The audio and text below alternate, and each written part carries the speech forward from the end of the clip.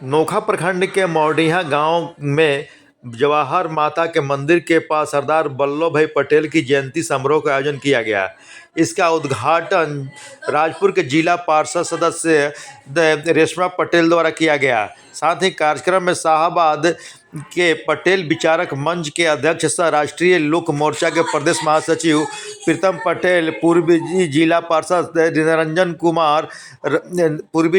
सदस्य निरंजन कुमार राजपुर, बक्सर के विधानसभा के प्रभारी अभिषेक पटेल, जदयू के जिला महासचिव विजय कुमार चौधरी, विक्रमगंज जदयू के प्रखंड अध्यक्ष संजय वर्मा और आकाश आनंद, मौडिहा पंचायत के वर्तमान पैक्स अध्यक्ष सह पूर्व मुखिया अक्षय लाल सिंह, पूर्व व्यापार मंडल अध्यक्ष अरविंद कुमार उर्फ बबलू के अलावा कई गण्यमान्य व्यक्ति मौजूद रहे, जिनमें कि इसका संचालन बिंदे पटेल द्वारा किया गया।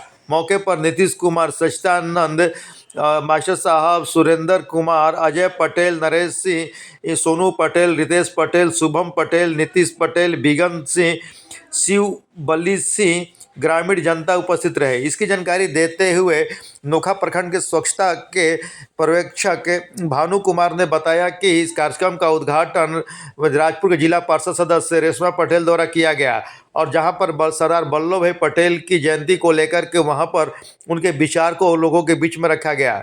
सरदार वल्लभ भाई पटेल को भारत के एकता के सूत्र में बांधने वाले और लौह पुरुष सरदार वल्लभ भाई पटेल के नाम से जाने जाते थे, जिसको सरदार क्यों कहा गया, इसकी विस्तृत जानकारी दी गई। इस मौके पर रन फॉर यूनिटी सहित कई बातों को लेकर के उपस्थित वक्ताओं ने रखा और कहा कि वे एक राष्ट्रभक्त थे।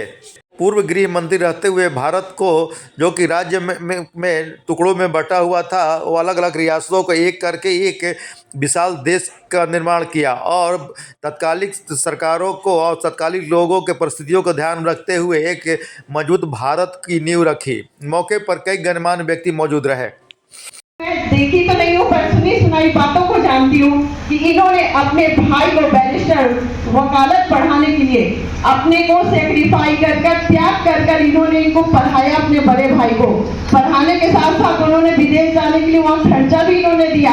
आज के हमारे भाई बंधु क्या है, हम लोग बट रहे हैं, अपने आप में हम लोग कट रहे हैं। तो कटना नहीं है, हम लोगों को एकत्रित होना है। एकत्रित होकर, मैं बीजेपी से हूँ, बहुत लोग मुझे काटने की कोशिश करते, लेकिन मैं दमन हूँ, नहीं जीतूंगी तो जीतूंगी। बस आप लोगों का साथ, आप लोगों का विकास मुझे चाहिए। मेरा क्षेत्र भारत का एक दायरा बहुत छोटा होता है, लेकिन मैं इस दायरे से बाहर बढ़ के काम करना चाहती हूँ। मैं सोचती हूँ मेरा पूरा ही प्रखंड है, शाहबाद रोहतास मेरा है, जहाँ भी मेरे जनता को जरूरत है मुझे आवाज लगा। मैं रात को भी खड़ी रहने वाली हूँ, महिला हूँ, तो महिला में भी परिवार छोड़ना चाहती हूँ। मैं नेता नहीं बनना चाहती हूँ आप लोगों के बीच में। और सभी माताओं को इन्होंने जिस तरीके से अपने सब कुछ मान रखा था गांधी जी को, गांधी जी के कहने पे हर कोई को कुर्सी की बहुत इच्छा होती है। कुर्सी इन्होंने पहली पद को छोड़कर दूसरी पद को इन्होंने लिया और नेहरू जी को वो पद दे दिया गया। तो इसको जिस तरीके से मंच नहीं है, मंच के माध्यम पे होता है। आरजेडी बीजेपी की हम लोग की लड़ाई लड़ी होती तो मैं विस्तार पूर्वक बताती।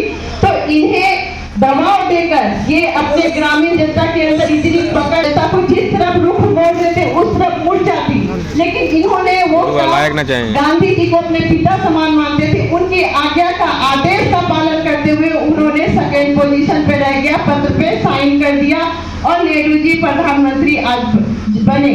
अगर बने तो हमारा भारत बढ़ गया। जो भी मुसलमान भाई भी हमारे परिवार सदस्य आते हैं, परिवार है वो, उनको भी हम लोग को लेके चलना है। लेकिन आपस में हम लोग जो दुर्भाव रख रहे हैं, द्वेष रख रहे हैं, वो हमें नहीं रखना है। और इससे भी बड़ी बात, उन्होंने मंच वो वकालत के कर चुके थे यहीं से।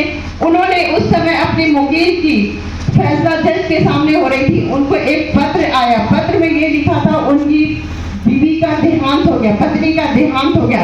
वो चिट्ठी पढ़े, नम आंख से बंद किए, पॉकेट में डाले, अपनी मुकालत करके उसके बाद उन्होंने उनको छोड़ा। तो जज साहब को जब ये खबर मिली, उन्होंने कहा कि आप ये पहले कह सकते थे, आप जा सकते थे। बोले नहीं, मेरे सत्य की लड़ाई है, मैं सबके लिए लड़ रहा हूँ।